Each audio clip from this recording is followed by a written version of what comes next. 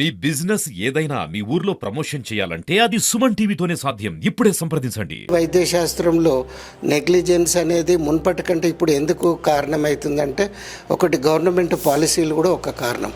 అంటే మునుపు ఒక డాక్టర్ అనేవాడు ఓన్లీ కాంపిటెన్స్ స్పిరిట్ తోటే సీట్ వచ్చేది. ఇప్పుడు మనీ మ్యాటర్స్ తోటి కూడా, అంటే he can buy the medical seat also. ఒక కడుపు నొప్పి వచ్చింది అనుకోండి, కడుపు నొప్పి అనే దాంట్లో అపెండిక్స్ కూడా ఉన్నదని అనుకోండి. ఉదాహరణకు అపెండిక్స్ అయినంత మాత్రాన తప్పనిసరిగా ఆపరేషన్ చేయాల్సిన పని లేదు. అబ్డామినల్ పెయిన్ తోటి ఒక 100 కేసులు వచ్చినాయి అనుకోండి, దాంట్లో 5-6 మాత్రమే సర్జరీ అవుతాయి. అవే 100 కేసులు ప్రైవేట్కి పోతే 60-70% సర్జరీ. WHO ప్రకారము 100 డెలివరీస్ అయితే 20 మందికే ఆపరేషన్ కావాలి, సి సెక్షన్. కానీ ఇప్పుడు ఎన్ని అవుతున్నాయి? ప్రైవేట్ సెక్టర్లో కనుక తీసుకుంటే ఎక్కువ శాతం అవుతున్నాయి, 60-70%. వైద్యం అందక ఏదైనా జరిగితే, ఒక ప్రాణ నష్టం జరిగినా, కాకపోతే సమస్యలు తలెత్తినా కూడా ఏ విధంగా ఫైట్ చేయాలనేది ఆ డాక్టర్ని అమెరికాలో జైలు వేసిండ్రు అనవసరంగానే సీటీ రాసినందుకు. ఇండియాలో ఆర్ఎంపీ ఏ లెవెల్ చేసినా కానీ, ఎక్స్రే కానీ, మన సిటీ స్కాన్ చేస్తారు. కానీ సిటీ స్కాన్ ఒక్కటి = 420 చెస్ట్ ఎక్స్రేస్. అది ఎంత అవసరం ఉంటే స్పెషలిస్టే రాయాలి. మనకు వచ్చే వ్యాధులలో 50% వట్టి జీపీ జనరల్ ప్రాక్టీస్ దగ్గర పోతుంది. ప్రతిదానికి మనం కార్పొరేట్ హాస్పిటల్కు పోవద్దు. మీకు హక్కులు ఉంటాయి. రైట్ టు ఇన్ఫర్మేషన్ యాక్ట్ కింద మీరు కేషీట్ తీసుకోవచ్చు. ఆ కేషీట్ యొక్క జిరాక్స్ పైసలు ఇస్తే ఆ హాస్పిటల్ ఇవ్వాలి. It is a rule. వైద్యంలో నిర్లక్ష్యం జరిగినప్పుడు మాత్రమే. అదర్వైజ్ ఒక డాక్టర్ అనేటనే హైలీ ప్రొఫెషనల్ అండ్ సొసైటీకి అందరికంటే కావాల్సిన వాళ్ళు డాక్టరే. Welcome to Suman TV Siddipet. వైద్యుల నిర్లక్ష్యం కారణంగా ఎంతోమంది రోగులు తమ ప్రాణాలను కోల్పోతారు.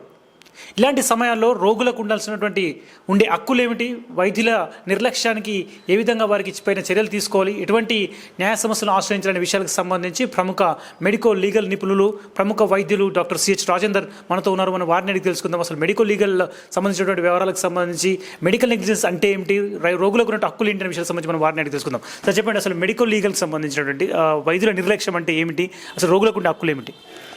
వైద్యంలో నిర్లక్ష్యం అంటే ఒక రోగి అతను ప్రైవేట్ హాస్పిటల్కు పోయినా, గవర్నమెంట్ హాస్పిటల్కి పోయినప్పటికీ అక్కడ ఉండే సేవల లోపం వల్ల వాళ్ళకు నష్టం జరిగితే దాన్ని చట్ట ప్రకారం కంపెన్సేషన్ అంటే నష్టపరిహారాన్ని ఆ పేషెంట్ పొందవచ్చు. సో ఈ పేషెంట్ ఈజ్ ఏ కన్జ్యూమర్ అనేది ఒక లా. పేషెంట్ అనేవాళ్ళు వినియోగదారులు. ఇప్పుడు వచ్చే కన్జ్యూమర్ ప్రొటెక్షన్ యాక్ట్లో కూడా సేవలు అంటే వైద్య సేవలు కూడా సేవల కిందనే పరిగణించబడుతుంది. కాబట్టి సేవలలో లోపం జరిగినప్పుడు దానికి మనం నిరూపణ చేసినప్పుడు దానికి తగ్గట్టుగా మనం నష్టపరిహారాన్ని పొందవచ్చు. అయితే మున్పటి కంటే ఇప్పుడు కోర్టులో కనుక పరిశీలించేది ఉంటే, డిస్ట్రిక్ట్ ఫోరంలో కానీ, స్టేట్ ఫోరంలో కానీ, నేషనల్ ఫోరం చూస్తే కేసెస్ చాలా ఫైల్ అవుతున్నాయి వైద్యుల మీద. దానికి కారణము వైద్యుల యొక్క నిర్లక్ష్యం కావచ్చు, మరియు అవగాహన ఎక్కువ ఉండి కూడా కావచ్చు. కొన్ని కేసులు అట్లా కూడా అవుతాయి. అయితే దీంట్లో చాలా రకాల ఉంటాయి. ఉదాహరణకు నార్మల్ డెలివరీ ఉన్న సిజేరియన్ సెక్షన్ అనుకోండి. WHO ప్రకారము 100 డెలివరీస్ అయితే 20 మందికే ఆపరేషన్ కావాలి, సి సెక్షన్. కానీ ఇప్పుడు ఎన్ని అవుతున్నాయి? ప్రైవేట్ సెక్టర్లో కనుక తీసుకుంటే ఎక్కువ శాతం అవుతున్నాయి, 60-70% అవుతున్నాయి. వాళ్ళని అడిగితే వాళ్ళు ఏమంటారు? అవును, మాకు అన్ని రిస్క్ కేసులే వస్తాయి, ఆ శాతం కేసులే వస్తాయి అంటారు. అదే కేసులు మనం గవర్నమెంట్లో పోతే గవర్నమెంట్ యొక్క పర్సంటేజ్ ఆఫ్ నార్మల్ డెలివరీస్ ఎక్కువ ఉంటాయి. అక్కడ వైద్యులే, ఇక్కడ వైద్యులే. మరి ప్రైవేట్కు దానికి అంత భేదం అంటే దాంట్లో కమర్షియలైజేషన్ ఉండవచ్చు, రియల్గా కూడా నెసెసిటీ ఉండవచ్చు. ఓవరాల్ స్టడీ చేస్తే మాత్రము మెడికల్ నెగ్లిజెన్స్ అంటే వైద్యంలో యొక్క నిర్లక్ష్యం అనేది ఎక్కువ అవుతున్నట్టుగా కోర్టు ద్వారానే ప్రూవ్ అయింది. అంటే కోర్టులో, కన్జ్యూమర్ కోర్టులో చాలా కేసులు ఫైల్ అవుతున్నాయి. 1986లో ఫస్ట్ కన్జ్యూమర్ ప్రొటెక్షన్ వచ్చింది. అప్పుడు చాలా కొన్ని కేసులు ఫైల్ అయ్యేది. ఇప్పుడు స్టేట్ ఫోరంలో కానీ, నేషనల్ ఫోరంలో చూస్తే 400 రెట్లు ఎక్కువ పెరిగినాయి కేసెస్. అది ఎంత ఎక్కువ స్పెషలిస్టులు అయితే అన్ని కేసులు మనకు ఎక్కువ పెరుగుతున్నాయి. ఉదాహరణకు ఒక కడుపు నొప్పి వచ్చిందనుకోండి, కడుపు నొప్పి అనే దాంట్లో అపెండిక్స్ కూడా ఉన్నదని అనుకోండి. ఉదాహరణకు అపెండిక్స్ అయినంత మాత్రాన తప్పనిసరిగా ఆపరేషన్ చేయాల్సిన పని లేదు. ఇప్పుడు గవర్నమెంట్ హాస్పిటల్లో నేనే ఉదాహరణ, ఎన్నో కేసులు వస్తాయి. అబ్డామినల్ పెయిన్ తోటి ఒక 100 కేసులు వచ్చినాయి అనుకోండి, దాంట్లో 5-6 మాత్రమే సర్జరీ అవుతాయి. అవే 100 కేసులు ప్రైవేట్కి పోతే 60-70% సర్జరీ అవుతాయి. అంటే ఒక డిసీజ్ను మనం మెడికల్గా కూడా ట్రీట్మెంట్ ఇవ్వవచ్చును. Surgical is ultimate. కానీ ప్రైవేట్కి పోయేది ఉంటే ఇది అంత హార్డ్ రూల్ ఏం కాదు. అంటే జనరల్గా నేను చెప్తున్నాను, ప్రైవేట్లో ఏంటంటే మనీ మ్యాటర్స్ అవి ఇవి ఎక్కువ కౌంట్ అవుతాయి అన్నట్టు. గవర్నమెంట్లో అలాంటిది ఏమి ఉండదు. పేషెంట్కి ఏది అవసరమో మనం అదే చేస్తాం. అయితే ఈ మెడికల్ ట్రీట్మెంట్ వల్లనే చాలామందికి అపెండిక్స్ తగ్గిపోతుంది. వెరీ ఫ్యూ పర్సెంటేజ్, అంటే 20% మెంబర్స్కే నీకు సర్జరీ అవుతుంది.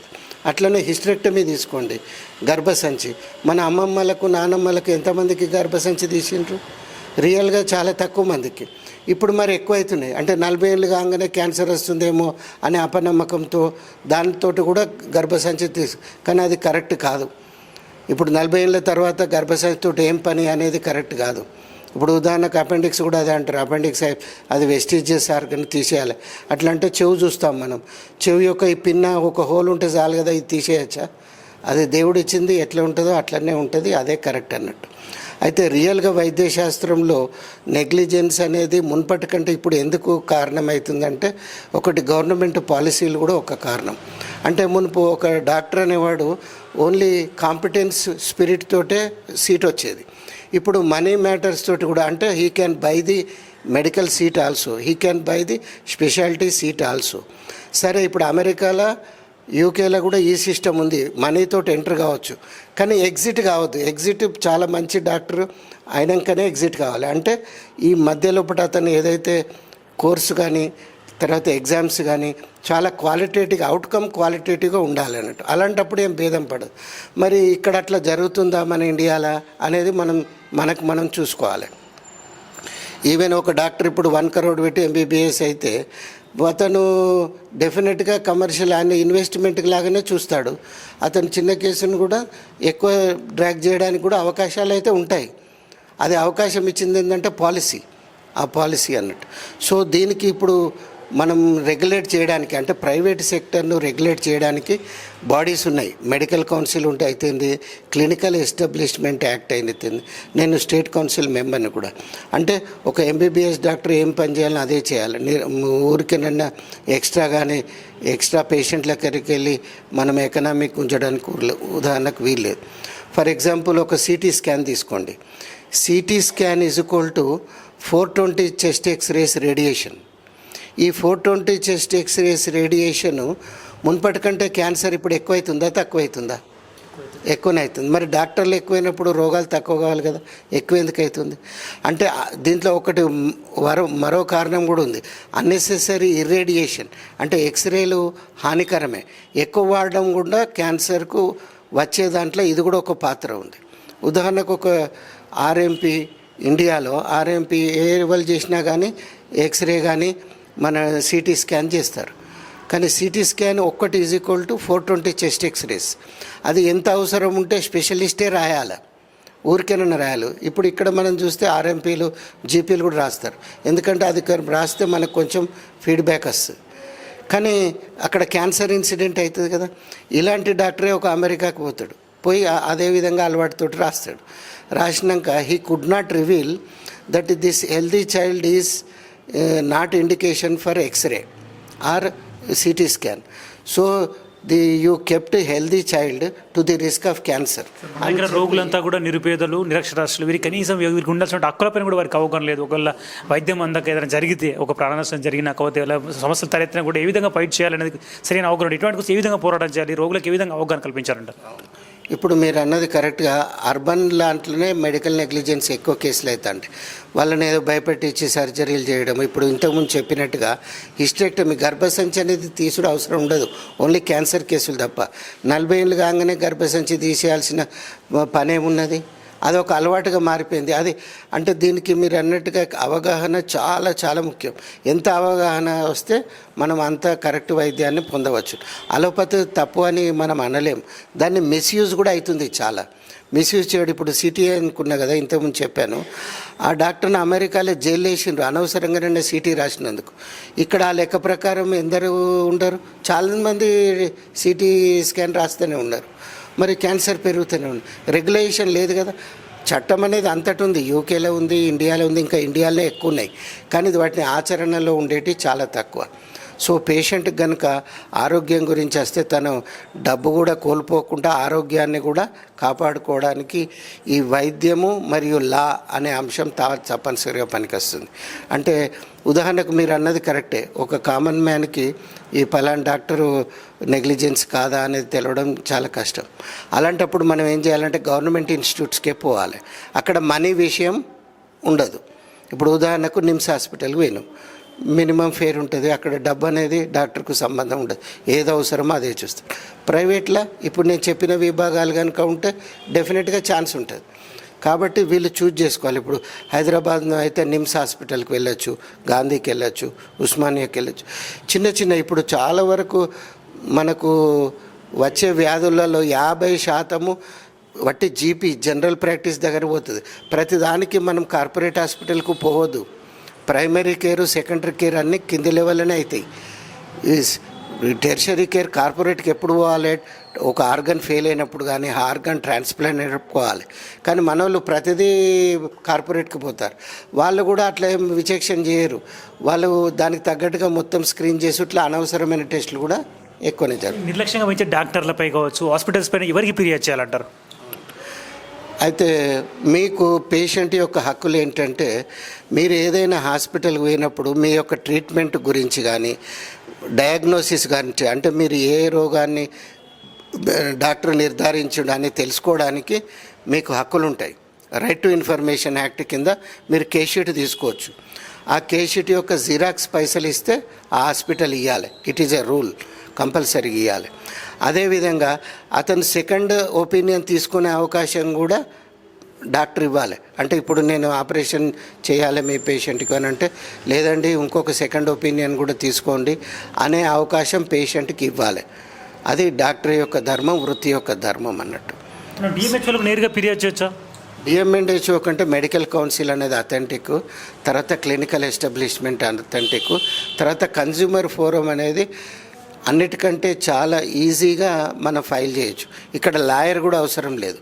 మనకు జరిగిన అన్యాయాన్ని పెట్టి దీనివల్ల నాకు ఇంత నష్టమైంది, ఆరోగ్యకరంగా నష్టమైంది. ఉదాహరణకు ఒక అనవసరమైన ఆపరేషన్ జరిగింది అనుకోండి, దానికి మెడికల్ ట్రీట్మెంట్ ఉంది, అయినా కానీ ఆపరేషన్ చేసి అది మన కేషీట్లో తెలుస్తుంది. దాన్ని మనం ప్రూవ్ చేసి అనవసరమైన ఆపరేషన్ అని ప్రూవ్ చేస్తే చాలు. దానికి పెద్ద లాయర్లు కానీ వాదించే అవసరం లేదు, కేషీట్లోనే మనకు తెలిసిపోతుంది. సో దాన్ని బట్టి మీరు నష్టపరిహారాన్ని ఈజీగా పొందవచ్చు. అమెరికా లా అంతటా సేమ్ అండి. అమెరికాలో, ఇండియాలో అంతటా లా ఎగ్జిక్యూషన్ అంటే దాన్ని అమలు పరచడం అనేది మన ఇండియాలో అమెరికా కంటే న్యాచురల్గా తక్కువనే ఉంది. పోలీస్ స్టేషన్లో కానీ న్యాయస్థానాలు కానీ ఫిర్యాదు చేయొచ్చా? పోలీస్ స్టేషన్లో క్రిమినల్ కేసు అయితే, అంటే అనుకోని డెత్ అయిందనుకోండి, అంటే గ్రాస్ నెగ్లిజెన్స్, IPC 304A అంటారు. అంటే డెత్ బై గ్రాస్ నెగ్లిజెన్స్ అంటే చేయొచ్చు. అది వాళ్ళు పోలీస్ ఇన్వెస్టిగేషన్ చేస్తారు. అంటే అది జనరల్గా క్వాలిఫైడ్ డాక్టర్ మీద వెయ్యరు. అన్క్వాలిఫైడ్ డాక్టర్ కనుక సర్జరీ చేసేది ఉంటే 304A దానికి అట్రాక్ట్ అవుతుంది, లేకుంటే కాదు. మామూలుగా ఎందుకంటే మనం కన్సెంట్ తీసుకుంటాం కదా, కన్సెంట్ తీసుకుంటే సివిల్కే షిఫ్ట్ అవుతుంది. సో సివిల్లో మీరు కన్జ్యూమర్ల బెనిఫిట్ ఏంటంటే 6 months లోపలనే మనకు జడ్జిమెంట్స్ వస్తాయి. మీరు అడ్వకేట్ కూడా అవసరం లేదు, డైరెక్ట్గా పోయి పేషెంటే వాదించుకోవచ్చు. ఇట్లా ఫస్ట్ డాక్టర్ ఇట్లా చెప్పిండు, తర్వాత ఇట్లా అయింది, నాకు అనుమానం ఉంది, మరి నాకు నష్టపరిహారం కావాలి, ఇంత నష్టపోయినా అంటే వాళ్ళు కేషీట్ తెప్పించుకుంటారు, అవన్నీ చేసుకుంటారు. దాంతో చాలా కేసులు ఫైల్ అవుతున్నాయి ఇప్పుడు. చాలా నుంచి కానీ వైద్యుల నుంచి కానీ నష్టపరిహారం తీసుకోవచ్చా? మన దానికి సంబంధించి ఎవరికి కలవాలి, ఏ విధంగా ఫిర్యాదు చేయాలి? కన్జ్యూమర్ ఫోరమే ఇస్తుంది. మనం కన్జ్యూమర్ ఫోరంలో ఇప్పుడు ఎందుకంటే వైద్యులు అనేటి సేవలు కదా, సేవల లోపం ఉంటే ఆ లోపాన్ని మనం కోర్టులో ప్రూవ్ చేస్తాం కదా, ఆ ప్రూవ్ చేసినప్పుడు కలిగిన నష్టాన్ని కూడా మనం కొలుస్తాం అన్నట్టు. ఇప్పుడు ఈ సేవలో లోపం వల్ల ఇంత నష్టం జరిగింది కాబట్టి ఇది ఇంత నష్టం కంపెన్సేషన్ నష్టపరిహారం కింద ఇప్పిస్తారు. ఇప్పుడు రీసెంట్గా అన్నిటికంటే హైయెస్ట్ మన ఇండియాలో 6 crore కేసు వెస్ట్ బెంగాల్లో గెలిచింది. కేవలం చిన్న కేసే అది. ఒక కార్టికోస్టిరాయిడ్స్ అనేటి డ్రగ్ ఉంటుంది, అది అనవసరంగానే ఎక్కువ మోతాదులో ఇచ్చిండ్రు, దానివల్ల ఒకరికి లైఫ్ లాస్ అయిపోయింది. సో ఆ కేసు గెలిచిండ్రు. ఇప్పుడు సుప్రీంకోర్టు దాకా పోయింది, సుప్రీంకోర్టులో కూడా గెలిచింది. అందుకని కన్జ్యూమర్ అవేర్నెస్ వస్తే మనకు లాభం ఏంటంటే ప్రజారోగ్యం పొందొచ్చు. అంటే బిజినెస్ కమర్షియలైజేషన్ అనేది తగ్గే అవకాశం ఎట్లయినా ఉంటుంది. ఎందుకంటే డాక్టర్ ఏ డ్యూటీ చేయాలో ఎథికల్గా ఆ డ్యూటీ చేయాలి. దీన్ని కమర్షియలైజ్ చేస్తే దానికి తగ్గట్టుగా అతను జవాబుదారీ అయి ఉంటాడు. రోగులకు ఎవరు ఈ అవగాహన కల్పించాల్సిన అవసరం ఉంటుంది? ప్రభుత్వం కానీ అధికారులు కానీ ఎవరు కల్పించారు కదా, వాళ్ళు ఎలాంటి చర్యలు చేపట్టాలంటారు? ఇప్పుడు మానవ హక్కులు అనేది ఎవ్రీబడీస్ రెస్పాన్సిబిలిటీ, వాళ్ళు తెలుసుకోవాల్సిందే. ఉదాహరణకు న్యాయశాస్త్రంలో కూడా కోర్టులో కూడా ఈ మధ్యన ఏది లీగల్ లిటరసీ అని స్టార్ట్ చేసింది. లీగల్ లిటరసీలో ఎవ్రీ సాటర్డే హక్కుల గురించి చెప్తా అంటారు. పేషెంట్ల హక్కులు ఏంటిది, తర్వాత మనకు రకరకాల పర్సన్స్ గ్రూప్స్ ఉంటాయి కదా, వాళ్ళ హక్కులు, ఉమెన్ రైట్స్ ఏంటి, పేషెంట్ రైట్స్ ఏంటిది, చైల్డ్ రైట్స్ ఏంటిది. అదేవిధంగా డాక్టర్ అంటే డాక్టర్ కూడా రైట్స్ ఉంటాయి. డాక్టర్స్కు రైట్స్ అనేవి కాదు, ప్రొఫెషనల్ రైట్స్ అనేటివి ఉంటాయి. అంటే ఇక్కడ మనం దేని గురించి మాట్లాడినామంటే వైద్యంలో నిర్లక్ష్యం జరిగినప్పుడు మాత్రమే. అదర్వైజ్ ఒక డాక్టర్ అనేటనే మంచి హైలీ ప్రొఫెషనల్ అండ్ సొసైటీకి అందరికంటే కావాల్సిన వాళ్ళు డాక్టరే. అటువంటి డాక్టర్ యొక్క తెల్ల కోటు మీద నల్ల మచ్చలు అనేటివి ఉండద్దు. అటువంటప్పుడే డాక్టర్కి మంచి పేరు ప్రఖ్యాతులు జరుగుతారు. మన ఊర్లలో చూస్తాం, కొందరు పాత డాక్టర్లు ఉంటారు, కేవలం పేషెంట్ యొక్క ఇంట్రెస్ట్ చూసి లాభం కొంచెమే తీసుకొని ఉంటారు. వాళ్ళు ఎప్పుడు మనకు యాదకుంటారు, ఇప్పటికి కూడా యాదకుంటారు. వైద్యం అంటే అదే యాక్చువల్గా. అయితే గవర్నమెంట్ యొక్క రోల్ ఉంది. మనం ప్రైవేటైజేషన్ చేసినప్పుడు ఇలా జరుగుతున్నప్పుడు రెగ్యులరైజేషన్ పెట్టాలి. పెడితే మళ్ళీ మున్పటి రోజులు వస్తుంది. డాక్టర్ ఏ పని ఉంటారో అదే చేయాలి. డాక్టర్ అనేది ఒక పార్ట్ ఆఫ్ బిజినెస్ కాకూడదు. ఇది ప్రొఫెషన్ వేరు, బిజినెస్ వేరు. ప్రొఫెషన్ అంటే ఎథిక్స్ ఉంటాయి, దాంట్లో కూడా ఎథిక్స్ ఉంటాయి. కానీ బిజినెస్ అనేది ఇన్వెస్ట్మెంట్. ఇప్పుడు మనం ఒక 3 కోట్లు పెట్టి సీటు కొన్నాం అనుకో, 10 కోట్లు కొనాలని ఆశ ఉంటుంది. అది కొనలేదనుకో ఎథిక్సే మిగులుతుంది కదా, అంతే. అది గవర్నమెంట్ పట్టించుకోవాలి. అది. Thank you very much sir. వైద్య వృత్తిలో వైద్యం చేసేటప్పుడు వైద్యులు నిర్లక్ష్యంగా వ్యవహరిస్తే రోగులు వారిపై ఫిర్యాదు చేసేటువంటి హక్కు ఉంటుంది. రోగులు అవసరం కూడా నష్టపరిహారం కూడా పొందవచ్చని వైద్య నిపుణులు, మెడికల్ లీగల్ నిపుణులు సిహెచ్ రాజేందర్ స్పష్టం చేస్తున్నారు. వీటి శేఖర్తో కలిసి హరికిషన్, సుమన్ టీవీ, సిద్దిపేట.